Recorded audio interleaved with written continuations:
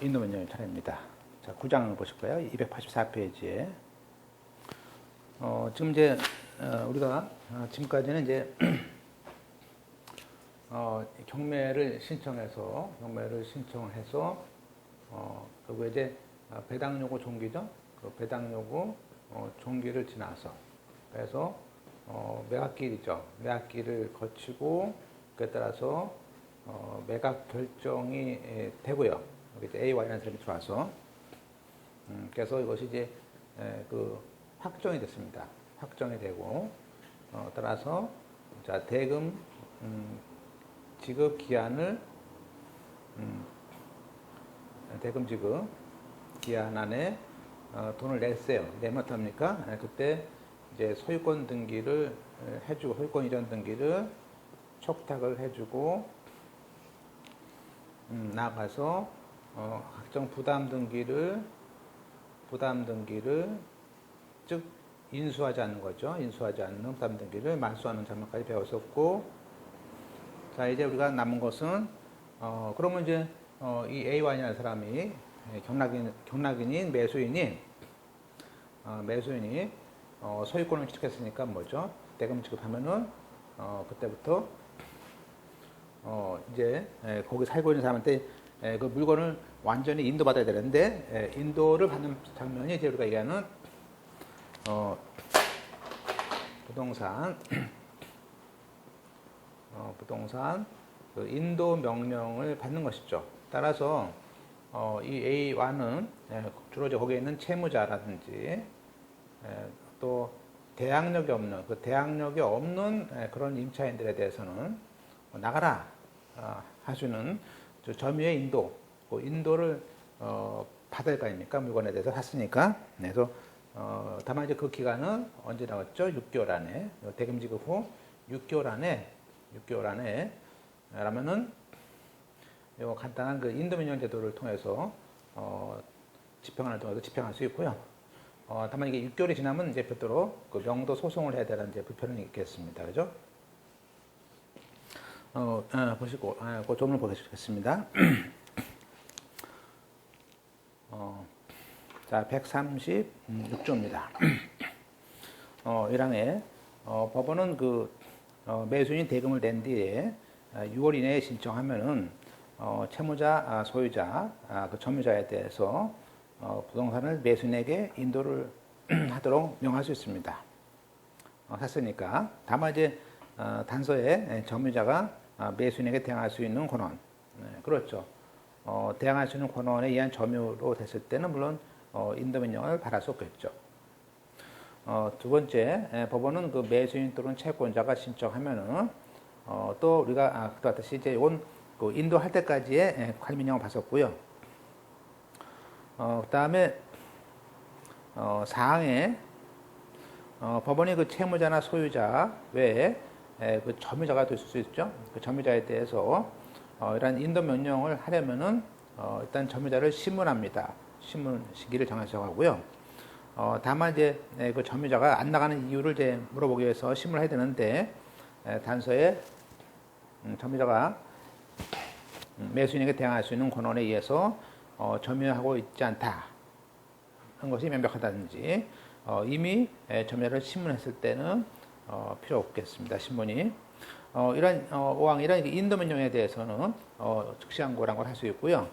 6항에 채무자나 소유자나 점유자가 인도명령에 따르지 않았을 때는 여기에 이제 인도명령을 받아서 채권자나 매수인은 집행관에게 그죠? 그 인도 집행을 통해서 강제로 내보내는 것을 알 수 있습니다.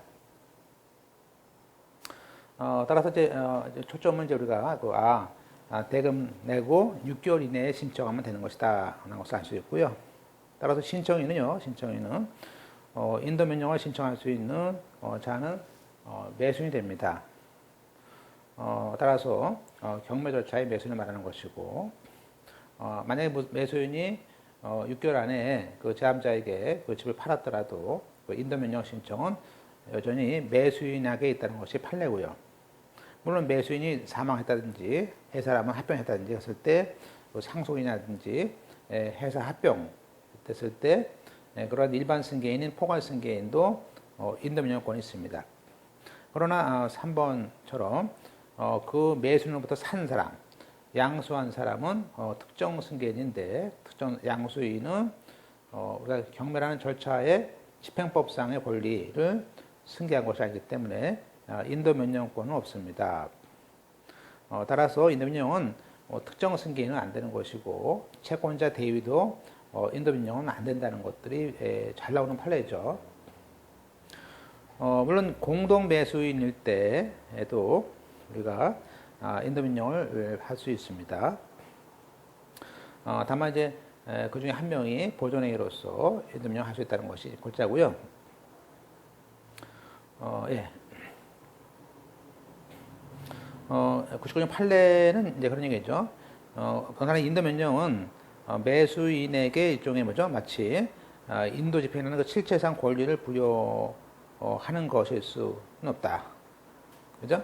아마도 실체상의 권리를 주는 것은 없다는 점에서 채무자나 소유자가 만약에 정당한 점유권이 있다면 당연히 정당한 점유권이 있다. 그럴 때는 인도 면역은 거절할 수가 있겠죠. 또 나가서 이번처럼 만약에 매매를 했는데 마치 매매했을 때 매매처럼 매도인은 매수인에게 당연히 그 매도한 부분에 대해서는 점유를 이전해야 됩니다. 따라서 이 사건은 이제 경락인이 대금 납부 후에 소유자나 채무자, 소유자에 대해서 아마 그 매매 등의 소유권을 양도받습니다.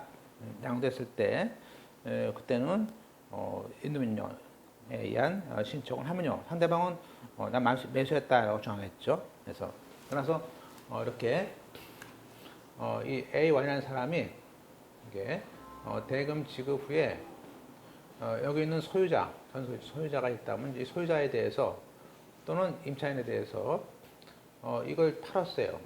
또는 임대했어요. 그럼 별도의 매매 계약이라든지 별도의 임대차 계약이 있는 거 아니었습니까? 그런데 이 사람이 이것에 의해서 우리가 뭔가 틀어져서 나가라는 할 수 없습니다. 왜냐하면 별도의 고론이 있다는 것이죠.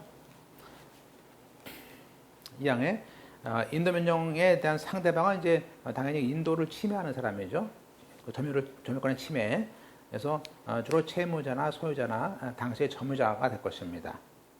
이런 사람들의 일반 승계인도 나가라 할 수 있을 것이고, 물론 채무자나 소유자가 꼭 점유할 필요는 없습니다. 그래서 거기 뭐 물건이라든지 그렇게 해도 어떤 점유권은 요건 아니다.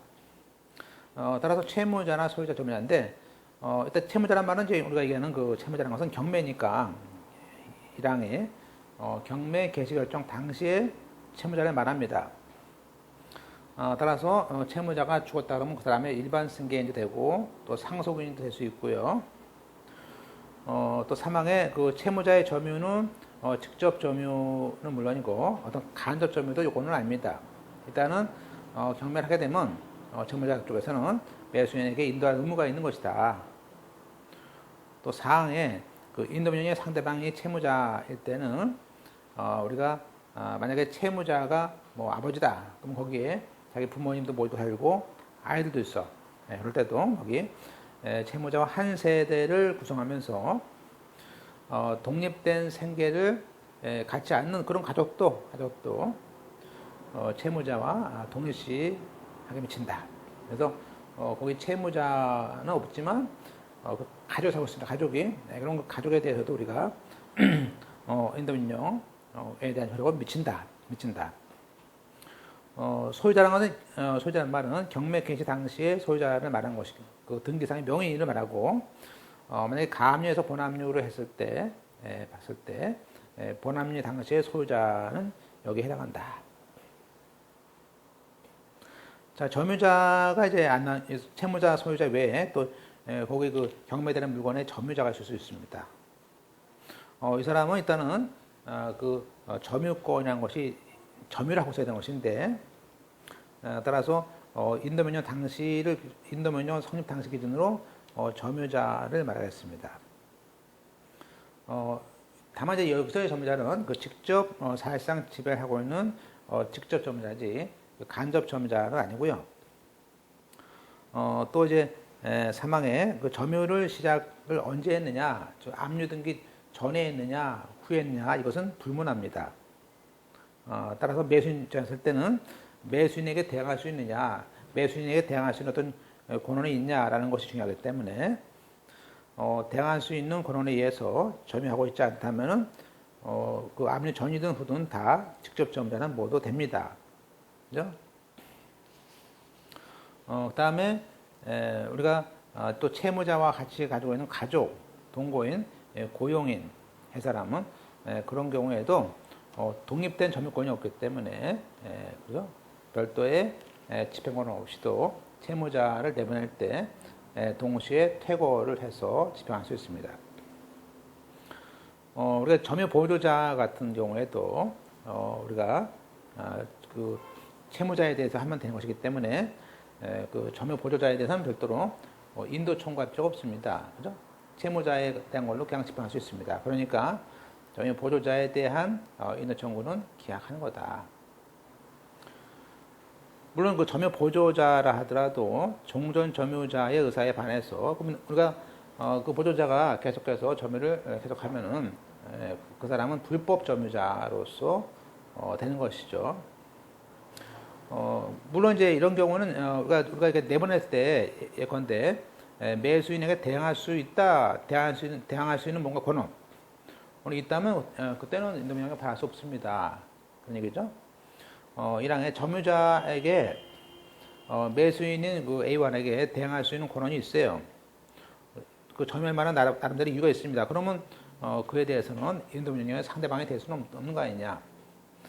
따라서 이 매수인에게 대항할 수 있는 권한이라는 것은 경매에 의해서 효력을 잃지 않고 저당권 압류 가압류에 우선하는 어떤 그러한 주로 임차인들, 지상권자들, 유치권자와 같은 또는 경매 등기 후에 매수인하고 사이에 뭔가 새롭게 성립한 그 법정 지상권이라든지 또 합의를 했다든지 임차권을 서로 그런 지상권들을 말한다. 그러니까 만약에 판례가 자기가 임차인이 아니고 그 물건에 대해서 일체의 권리를 주장하지 않겠다는 또 확인서를 작성했다. 그죠? 지금 이제 보세요. 지금 이제 여기서 우리가 갑이라는 사람이 채무자입니다. 이 여기에 임차인이 있어요. 임차인이 을입니다. 그런데 여기에 대해서 압류가 들어가지고 결국엔 경매가 돼서 그때 이 경락에는 이제 지금 이제 우리가 매수인이라고 그랬죠. 매수인 스펠을 씁니다. 이 경락인인 매수인은 이게 A1이었어요. 그러면 우리가 이 대금을 냈으니까 너 나가라 할 수 있습니다. 다만 이때 요 임차인의 사실은 임차인이 대항력이 있어요. 그죠? 있는데 사실은 이 갑이 을한테 와서 그죠? 너가 예컨대 내가 예컨대 여기 이게 이제 저당권이었어. 저당권. 원래는 저당권 등기 전에 들어온 임차인인데 갑이 와서 부탁을 합니다. 내가 대출이 필요하니까 너 임대차가 없는 것처럼 해달라. 그죠? 이렇게 해서 은행에서 나오니까 임차인이 임차인이 아니다라는 그런 합의서를 해줬어요. 합의서. 그죠? 그런 상태에서 자기는 임차인이 아니라는 합의서. 그런 합의서를 했다는 거죠.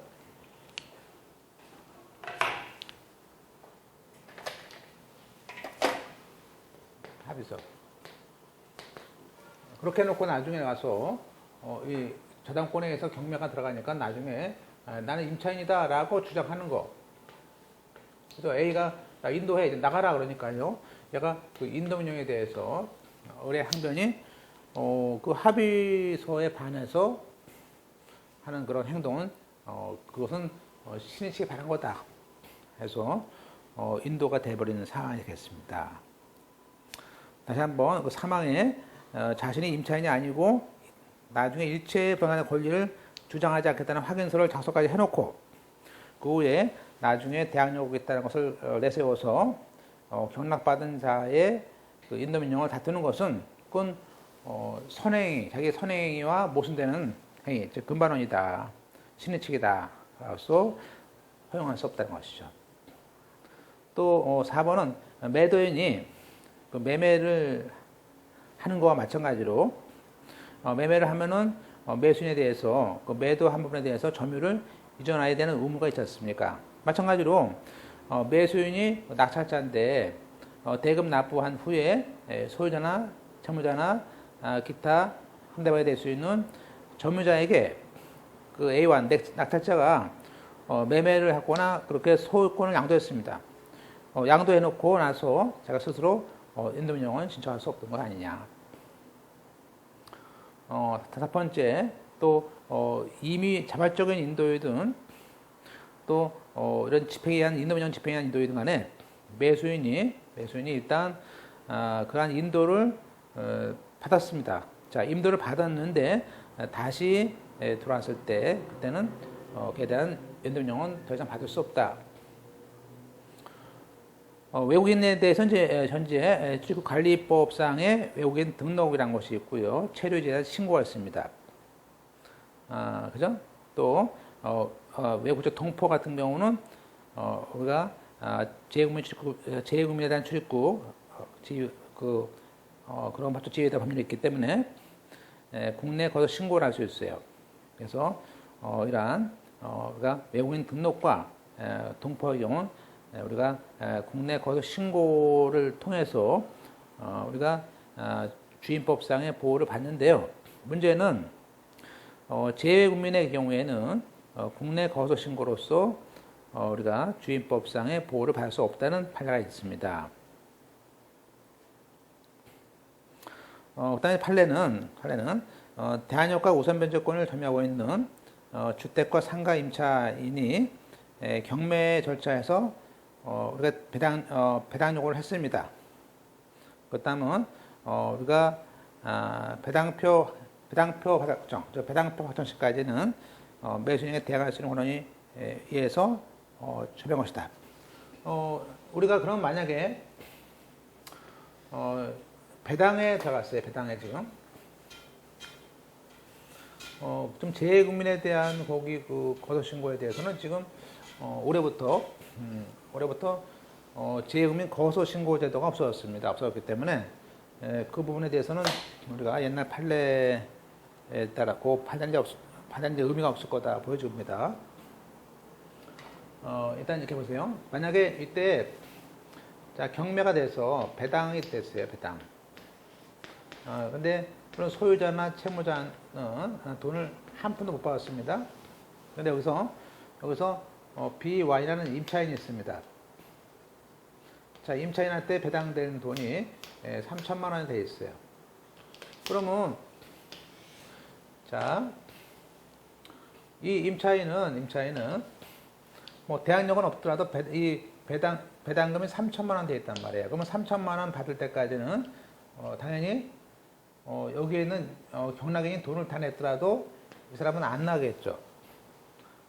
따라서 A1이 B한테 나가, 그죠? 그러면요, 이 사람은 배당금 받을 때까지 안 나가 할 수 있어요. 그러면 우리가 요 배당금 받는 사람의 그 임차인일 때 언제까지 우리가 자기가 사용 수익에 대한 대항력을 유지할 수 있을까라는 것에 대해서는 판례는 배당표가 확정될 때까지는, 그죠? 확정되면 이제 돈 받으면 나가는 거니까 확정될 때까지는 나는 인도를 거부할 수 있다라는 스토리입니다. 자, 그 다음에 우리가 인도명령 신청 절차 다음 페이지에 서면 또는 말로 하셨다는 것들이고 기타 집행 사건이고요. 일단은 우리가 보통은 이제 기록상 드러나지 않는 그 점유자를 상대로 하기 때문에 사실 점유의 사실과 점유의 개시 시기를 입증해서 첨부를 해야 된다. 물론 일단 인도명령을 신청했다가 제함자가 예컨대 이제 그런 얘기죠. 만약에 여기서 A1이 사실 B는 이제 그래요. 근데 또 여기 B2가 있어요. B2가. 자, B2는 이게 점유자가 좀 점유하고 있습니다. 근데 이 점유자인데 이 점유자가 도대체 누군지를 알 수 없어요. 그럼요. 일단은 우리가 집행관을 통해서 그 인도명령을 집행합니다. 그러면 B1이 살고 있지 않고 B2가 살고 있어. 그러면 이 B2라는 사람의 정체를 모를 때는 일단 인도명령을 신청합니다. 그러면은 이때 집행관이 뭐죠? 이 집행할 수 없겠죠. 인도명령의 대상은 B1이고 B2는 아니니까. 그래서 이때는 인도명령이 집행 불능에 빠질 거 아니에요. 그죠? 따라서 그때 거기에 그 인도 집행 조사라는 그 집행 불능 조서를 가져가서 그죠? 또는 그 다음에 주인과 등본을 떼가지고라도 서면을 내야 되겠죠. 시기는 앞서 봤듯이 대금 낸 후에 6개월이라는 것들을 보셔야 되고요. 6개월이 지나면 이제 별도로 그 인도 소송을 해야 됩니다. 또 당해 부동산에 대한 경매 사건이 현재 계속되거나 과거에 계속된 법원에다 해야 되는 것입니다. 자, 인도명령에 대해서는 이제 우리가 그 신문은 채무자나 소유자한테는 하지 않고요. 채무자, 소유자 이외의 점유자한테 우리가 신문을 한다는 것을 알 수 있습니다. 다만 이제 사망의 신청인은 상대방의 점유했다는 사실만 설명하면 되는 것이지 대항할 수 있는 권한이다라는 것은 이제 상대방 쪽에서 설명을 해야 될 것입니다. 자, 인도명령이 사유가 되면은 법원에서 인도명령을 이제 주겠죠. 따라서 그 인도명령 신청인은 그 고지, 그죠? 그 알려진 이제 집으로 이제 결정명이 오겠죠. 그래서 이렇게 오게 된 고지된 인도명령에 의해서 그 집행관 사무실에 가서 집행관한테 인도를 해서 강제 집행을 받기 위해서 물론 또 집행문도 받아야 됩니다. 물론 이 항에 인도명령 신청 당시에 당사자의 승계가 있을 때 그럴 때는 승계 집행 받는 경우가 생기고요. 물론 3번에 상대방의 실체상 이에 의해서 인도명령을 배제할 이유가 있다 할 때는 별도의 그 청구 이소를 제기할 수 있다. 이때 인도명령은 이제 인도명령 그 말로 점유를 빼앗는 그런 행동일 뿐이지 자기 부자기를 명할 수는 없는 거다. 따라서 토지만을 팔았을 때, 토지만이 매각됐을 때 매수는 토지의 인도를 구할 수 있을 것이지 토지 위에는 건물을 철거로 구할 수는 없습니다.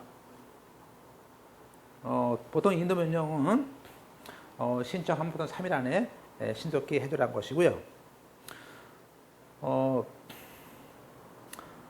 충분한 기간을 두고 승계 집행문을 보내는 것들이 이제 문제가 되는데 만약에 충분한 기간을 두지 않고 거의 집행 개시에 근접해서 승계 집행문을 준 경우가 있습니다. 그래서 만약에 승계 집행문을 받아서 바로 집행을 개시할 수 있는데 그런 경우라 하더라도 우리가 그 집행문 주는 것 자체가 받아볼 수 없다. 집행이 위법은 아니다. 그래서 판례는 아마 인도 집행 개시 5분 전에 승계 집행을 받아가지고 바로 집행에 착수한 사건인데요. 그것도 위법은 아니다. 그렇습니다. 그 다음에 효력. 꼭 승계 집행 받고 며칠 있어야 되는 것은 아니다. 그런 뜻입니다. 인도명령 신청에 대한 재판에 대해서는 그 실체적 권리 의무에 대한 것이 아니기 때문에 그 실체적 확정력은 없습니다. 그죠? 따라서 매수인은 그 인도명령에 대한 집행 절차를 하는 와중에도 채무자나 소유자를 상대로 별도의 인도라든지 명도라는 소송을 할 수 있다. 그걸 배제할 수는 없다. 사망에 대항력이 있는 임차인을 상대로 하는 인도 면역 신청 시에 우리가 대응 방법인데 대항력이 있는 임차인은 당연히 임차 보증금에 상당하는 배당금을 지급할 수 있는 때, 즉 배당표가 확정될 때까지 매수인의 인도 청구를 거절권이 있습니다. 돈을 받아 나가겠죠. 두 번째, 대항력과 우선 변제권을 겸유한 주택 임차인이 배당 요구를 했음에도 불구하고 배당 받지 못했을 때 그 잔액은 다시 그렇죠. 이건 못 받은 만큼 매수인에게 받을 수 있다. 그 공유 지분에 대한 그 인도 운영이 있습니다. 판례는 그 다수의 지분권자가 있어요. 그런데 우리가 10분의 7이 있고 10분의 3이다. 그러면 10분의 7이 10분의 7이 이제 다수권자죠. 이렇게 다수 지분권자에게 보존행위를 논하지 않고 일종의 관리행위로서 소수 관리행위를 봅니다. 관리행위. 따라서 관리행위니까 소수 지분권자에 대해서도 공유임을 인도 운영할 수 있다. 그 얘기는 소수 지분권자에 관하여는 다른 소수 지분권자에 대해서 공유임을 인도 청구를 하거나 2분의 1 지분권자가 다른 2분의 1 지분권자에 대해서 공유임을 인도를 구하는 것은 또 가능하다.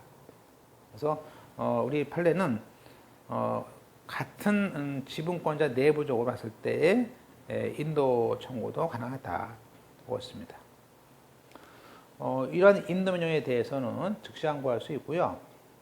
우리가 1항에 그 인도 명령에 대한 신청에 대한 결정에 대해서는 재판을 고지한 날부터 결정이 온 날부터 일주일 안에 항고장을 그 원심법원에 제출해서 즉시 항고할 수 있다. 자, 인도 명령은 그 확정돼야 되는 것이고 송달받은 즉시 집행할 수 있습니다. 다만 즉시 항고 자체로서 집행 정지가 된 것은 아니다. 따라서 집행 정지라는 결정문이 집행기관이 집행법원이다, 집행관이다. 그럴 때는 집행관에 또 갖다 내야 됩니다. 그래서 사항에 인도명령의 상대방은 확정된 인도명령에 대하여는 청구에 관한 이수라든지 또 인도명령의 상대방이 아닌 제3자로서 인도 집행했을 때는 제3자 이소를 또 할 수 있습니다. 그럴 때 청구 이소나 제3자 이소 그 기한 끝날 때까지 46조라는 잠정 처분에 의해서 집행관에 제출해서 집행을 정지할 수 있다. 또 인도명령에 대해서 즉시항고를 제기했는데 즉시항고 소송의 해석 중에 우리가 만약에 즉시항고 아무리 했더라도 인도명령에 의해서 인도까지 완전히 맞춰진 경우에는 그 인도명령에 대한 집행은 이미 집행이 종료했기 때문에 즉시항고를 하더라도 불복의 대상은 잃은 것이다. 그러면 더 이상 항고의 유지익은 없게 되는 것이다. 또 우리 형법에서는요, 이 강제 집행으로 해서 명도나 이미 인도를 했어요. 근데 다시 또 침범했을 때, 다시 침입하거나 다시 또 기타 방식으로 그 집행의 효용을 했을 때는 우리가 형법상 5년 이하의 징역 또는 700만 원 이하의 벌금으로서 부동산 강제 집행 효용 침해죄에 해당합니다. 4번에 자 이제 그러면 우리가 아까 임차인은 일단 배당표 확정시까지 뭐죠? 배당금을 받아야 됩니다. 그러면 이때 여기서 여기 B1 임차인이 그 배당표가 확정됐어요. 배당기일 날 그 배당금 3천만 원을 받기 위해서 뭐죠? 3천만 원을 받기 위해서는 일단은 요 A1한테 매수인이죠, 매수인. 따라서 이 매수인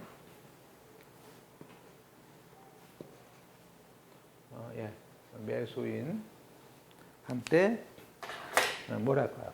매수인에게 우리가 원래는 그 임차인 쪽에서는 B는 원래는 집을 비워주고 돈을 줘야 되는데 돈을 주는 것은 뭐예요? 돈을 주는 것은 A1이 주는 것이 아니고 어디가 있어요? 그 배당 법원이 따로 있단 말이에요.